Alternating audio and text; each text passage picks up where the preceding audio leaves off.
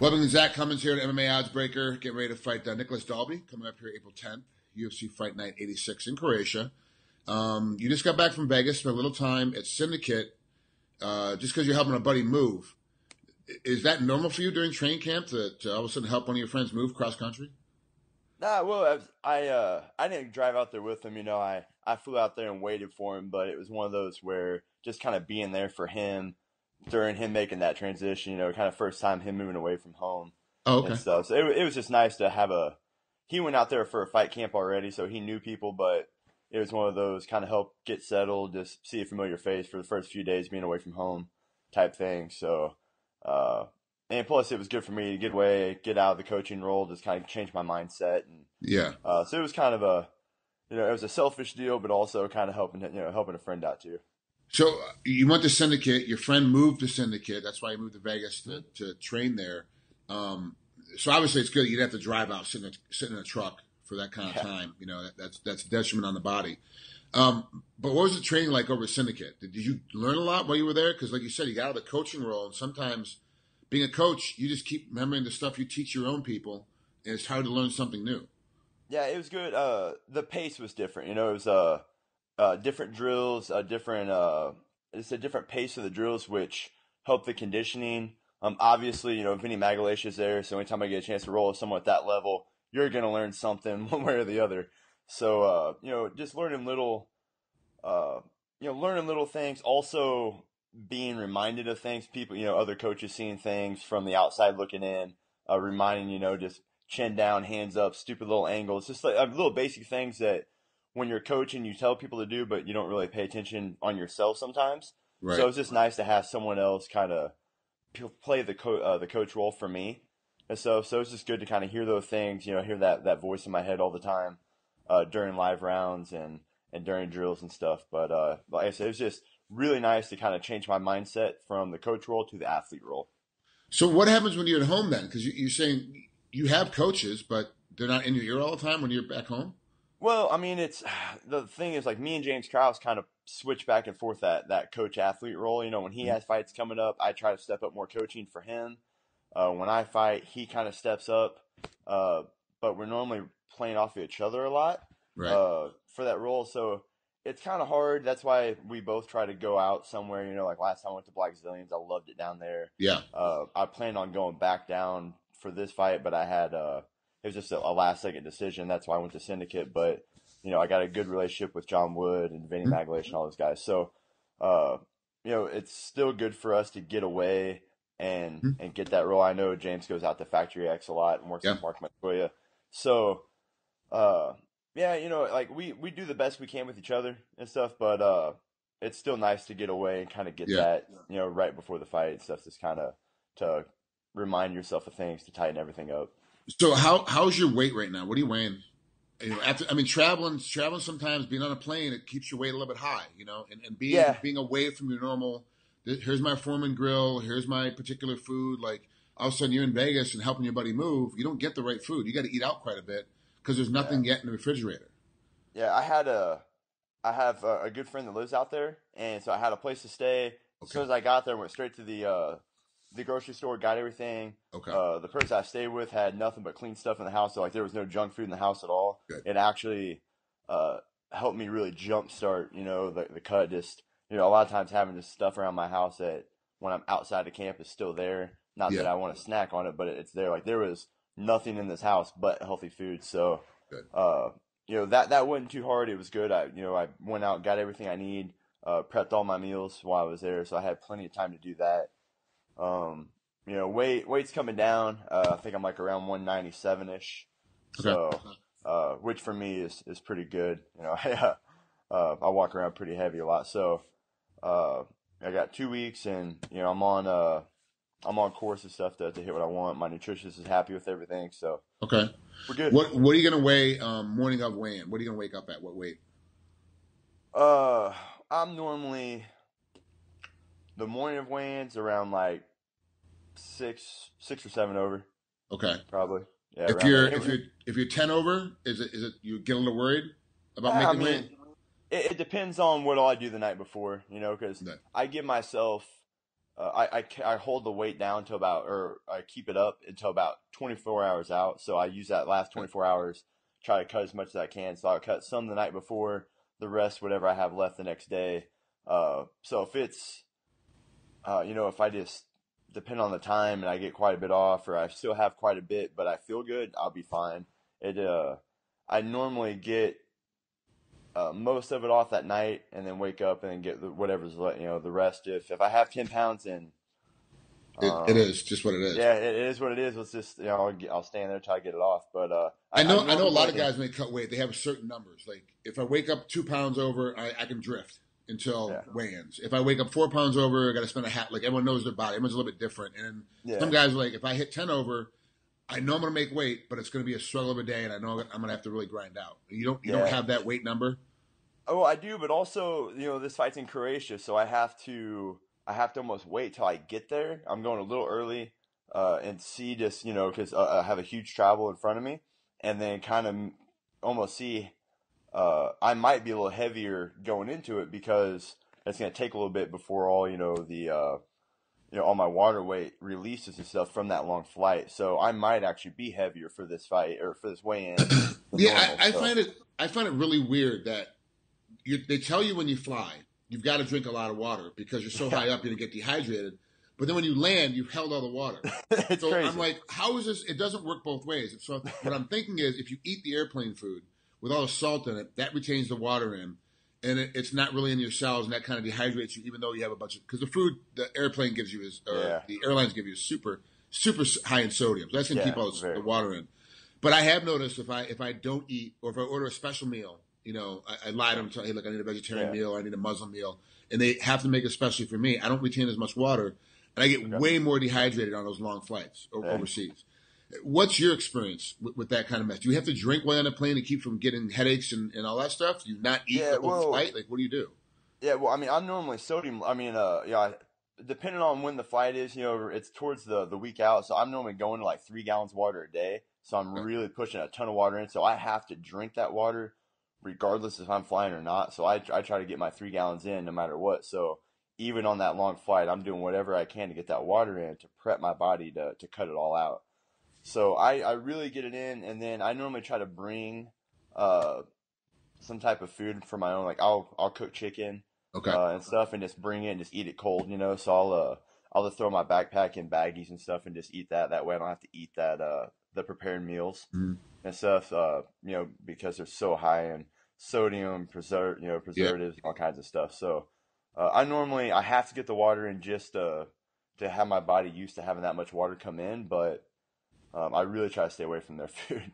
So you're buying, when you walk in, you're buying like 6 bottles of water as soon as you clear Yeah, it sucks, but yeah, pretty much it's a necessity for me. I was gonna say it's damn near $50 just for you to get on a plane with water. Like it's not even vodka, it's just water. Yeah. Wow, that sucks. That's horrible. Pretty much. But it is what it is. You got we need it. So how long of a flight, how long of a travel will it be for you? Is it 24 hours for you to get over there? No, I think it's like 15 or 16. I can't remember. I think one's longer. I think my one coming back is a little bit longer than the one going. Just to have a longer layover. But I think it's around 15 going, like 18 coming back. Okay, so it's not too bad. But with travel, how long is it? You wake up that morning of, and you got to leave. That starts your travel days when you start. You leave the house. My guess probably close to 20 hours, maybe. Yeah. Okay. I don't know. With everything, just guesstimating, so maybe a little less than that. As an athlete in a weight-bearing sport, we have to really worry about what your weight class is at. Like every little bit counts as far as travel goes, when you're eating it, how you're eating it, the last meal before you leave. Then you have to deal with jet lag. So how are you going to counter jet lag once you get there as well? Because you've got the water taken care of, you've got the food taken care of, but now you got to worry about time. Yeah, I've been really trying to get my harder practices earlier in the day because that's when I'm going to fight. Mm-hmm. So I've been really working on that, just trying for the time-wise already.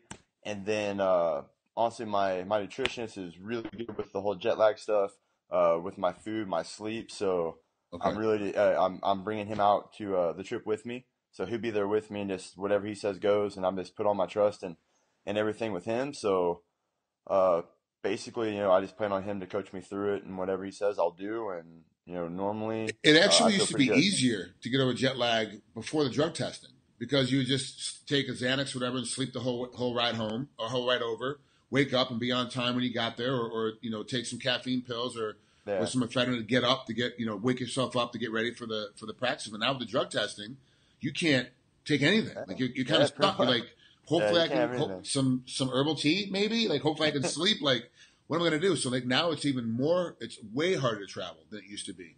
Back in the day, like you talk to those guys going to Japan for Pride. There's all sorts of stories of stuff, the uppers and downers it would take to go over there to sleep on the plane ride, wake up when they get there, and like it was no problem. And then we saw the monsters that went out there and fought. And then when they when the drug testing started and when they transferred over to UFC, we saw a difference in them. It was like kind of questionable. Now with the real strict drug testing, it's a completely different ballgame. Everything has changed. Oh, for sure. And so I'm very interested in how, like, I've always been one of those guys, like, I sleep when I sleep. I'm awake when I'm awake. When it's time for me I got to wake up to work out. I'll drink a cup of coffee. I get out, go downstairs, work out, go back up to the room, and pass back out again. That's just how I dealt with it. I don't have any science. You actually have a nutritionist that's got science behind it.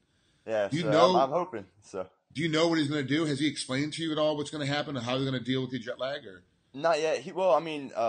We did a little bit whenever he came out with me in Ireland and stuff. So we did some stuff. He actually just got in today, so he'll be with me this whole week as well. So we'll start talking about that, start preparing and prepping everything for my meals, my the plan for what I need to take on the flight, what we're going to do for jet lag. So we'll kind of plan on that this week before we have to deal with it. That way it won't kind of sneak up on us. Okay. All right. Before I let you go, I want to get a hold and talk about Nicolas Dalby.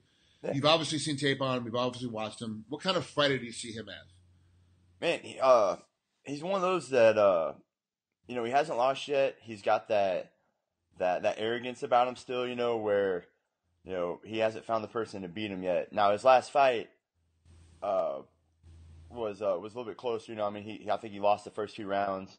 The guy got that Darren Till guy got, I don't know if he got hurt or what, but but still Dalby's down 2 rounds. Got dropped, almost got finished, and still came out and, fought his ass off that 3rd round stuff. So that shows me he's got the will to win. He finds ways to win for sure. I just don't think he's fought anybody at the level where I'm at the caliber. I think I'm a huge step up in competition for him. That last fight, that guy was a southpaw and really found a home for his left hand. Yeah. And, he fought real tall. He's got that Thai style and stuff where I sit down on my left a lot more than that guy does. So I'm going to bring a lot more power in my hands where if I connect, he's going to be in trouble and stuff. But I think he's a game opponent, man. He finds ways to win. I don't think he's a big finisher, so I don't think he has that,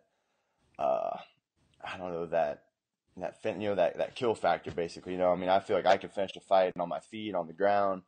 I'm very dangerous all over the place. So, like I said, I know he's going to be harder to break mentally because he still has that arrogance from being undefeated. Yeah. But I see as the fight goes, he's just going to realize that he's outclassed and it's just going to happen.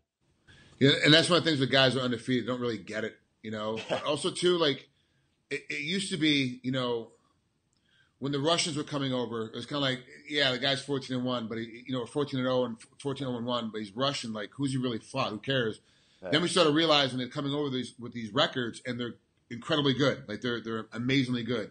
Now it's kind of like you're dealing with a guy from Denmark. Well, how good is he really? Like, you don't know. And so you have to go back and you have to do a lot of research as a coach and as an athlete to kind of look at their records and kind of see where they're at. The good thing is that you've had Nicolas has had 2 fights in the UFC, and so you'll be able to look at both those fights. Of course, the last one was a majority draw with Darren Till. But you're right. When I went through and looked at them, I didn't watch any tape on them like you did. I didn't have to overanalyze them, but I came up with the exact same way, exact same thoughts that you did. Has a big step up in competition for you. The biggest thing he has going for him right now is that he's got an O, in his loss record. That's the biggest thing he has going for him. His competition has not been the same, like you said. And I really, really do agree he doesn't have that kill factor. There's a couple of fights I saw some clips of where he rocked some guys and had them on their heels, and he kind of that old style boxing stance, like, hey, the guy's hurt, but he may not be finished. I want to punch myself out, so he kind of relaxed a little bit and didn't go for the finish. In MMA, we all know that's not how it works. With these little ass gloves on, you rock a guy, you crush a guy. The fight's over, and he just doesn't have that kill yet. I really think that his foot movement is better than yours, but his hand speed is not, and his hand placement is not. So he might be able to get out of the way and move quite a bit, but he's going to move right into your hand. He's going to move right into it at some point. It's just what happens in a fight, the way you maneuver. So I really have the fight broken down the same way that you do. It's kind of interesting to see that you and I agree, and it's an accolade to you because most fighters, when they're looking at a fight for themselves, don't break it down right. They always have their ego gets in the way. Their own personal belief gets in the way of how they're going to beat this guy, and you kind of took that out and went, hey, this is just what the fight is. This is how it's going to go. So it's good. That's what I see. And I've got a teammate at home that is, when I watched my first video of Nicolas, I saw him and my teammate walked in and I was like, this guy looks familiar, and he's like, he looks like a more basic version of me. So I don't know if you know Jason Witt's one of my teammates who and I mean Jason's very athletic, which I think he's more athletic and more explosive than Nicolas is, but a lot of kicks off his combinations coming forward with a little blast double. They're very, very similar, so I've already fought this guy thousands of times. Basically, is how I look at it, so I mean, I think he's a tough guy. From the little video clips, I think he's a pretty cool dude. Can't wait to have a beer with him afterwards. But I really do. I mean, I know it's a fight, anything happens, but I just really think I'm going to overwhelm him. Start from the first round, just kind of going on, and I see myself finishing him. It might take a little bit to finally get him doubting himself. Or honestly, you never know when my left hand would hit clean and drop him right off the bat. So I don't really know. I mean, I have power in both hands, which can put, if they land on any 70-pounder, I could put him to sleep. I know that. But, he's got a lot of good movement, like you said and stuff. So hitting him clean right off the bat might be a little harder to do, but eventually I see it's going to happen. And, it might cause a bad shot or whatever, but I just see myself getting a dominant position on him for sure. I actually saw a little bit of you throwing punches because his foot motion is better than yours, throwing punches to force him to shoot.